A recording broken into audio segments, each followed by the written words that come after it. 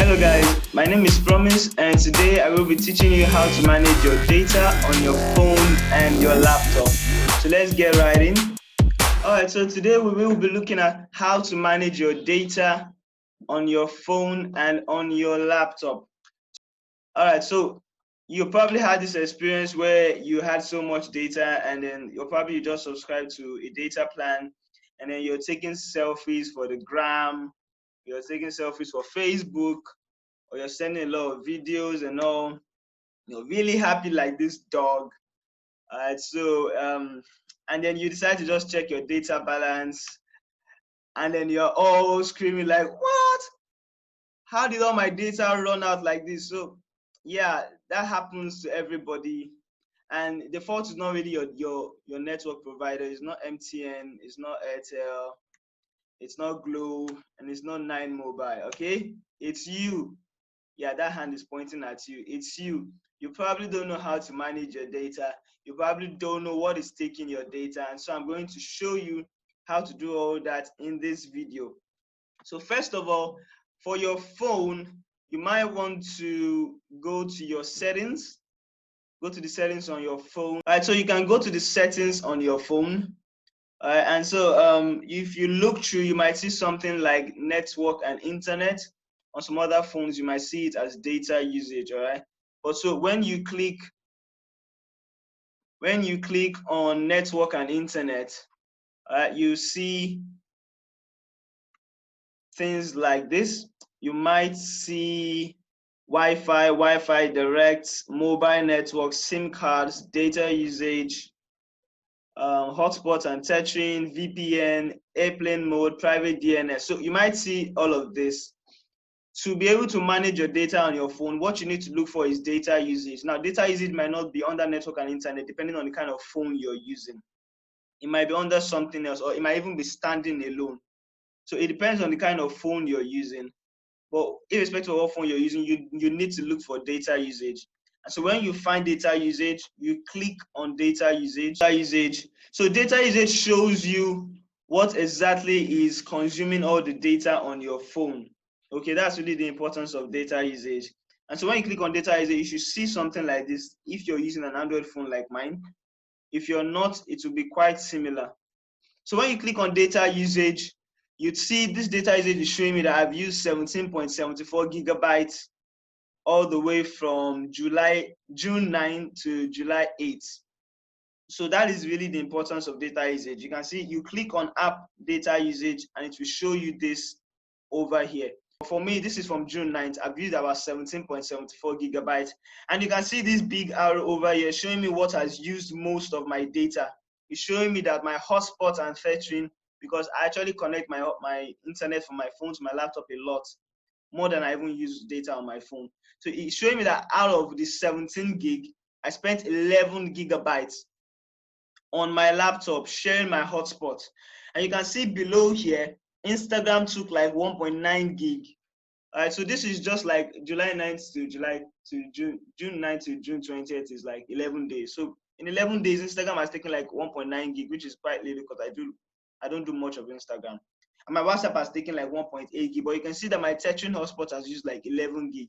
So this helps you know what exactly is using the data on your phone.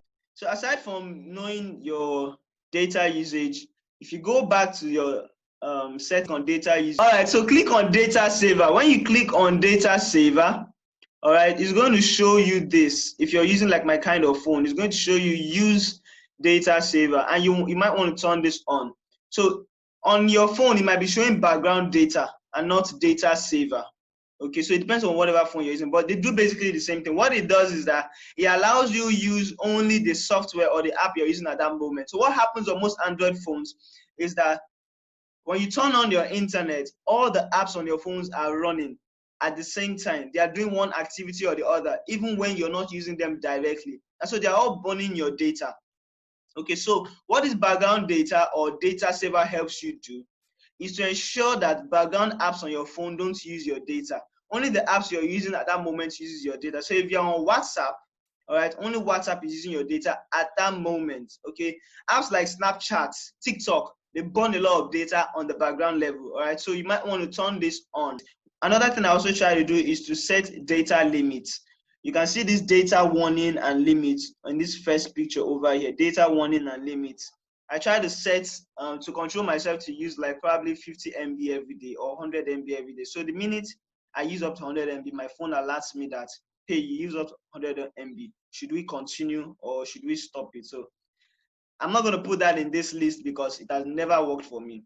If I'm doing something online and it prompts me that I've used up to this, I just turn it off and I continue. So it's not going to go on my list. Now, next is laptop. We want to see how to manage data on our laptop. So if this is your laptop and you probably connect your internet to your laptop and you realize that your laptop is probably updating something at the background, or something is just zapping your data from your laptop. Every time you connect your laptop to your phone, it takes out your data. So I'm going to show us how to do that. Now, right now, I'm connected to my hotspot. My hotspot over here. So if you're on Windows 10 or Windows 8, it's almost the same thing. You come to this connection below here, this hotspot symbol over here. And so as you can see, I'm connected to my own hotspot from E.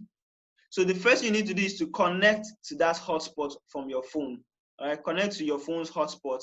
And so the minute you're connected, you see something like properties. All right, so you click on properties.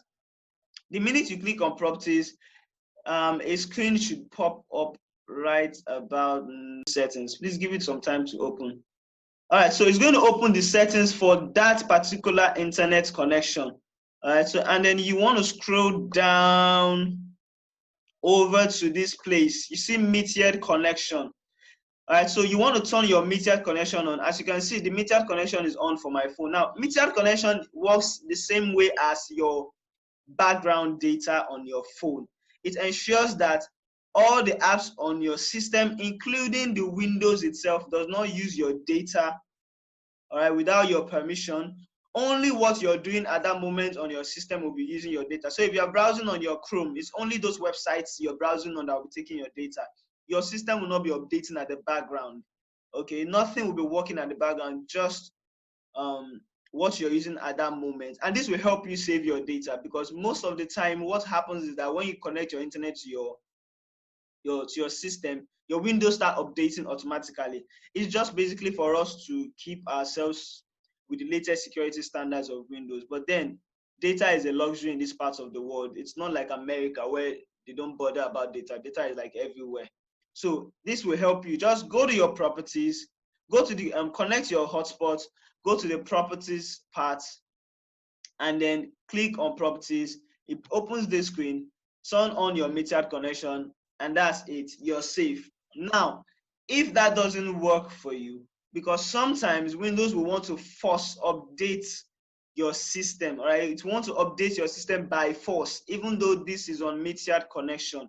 Another thing you can do is to go to the search console of your laptop.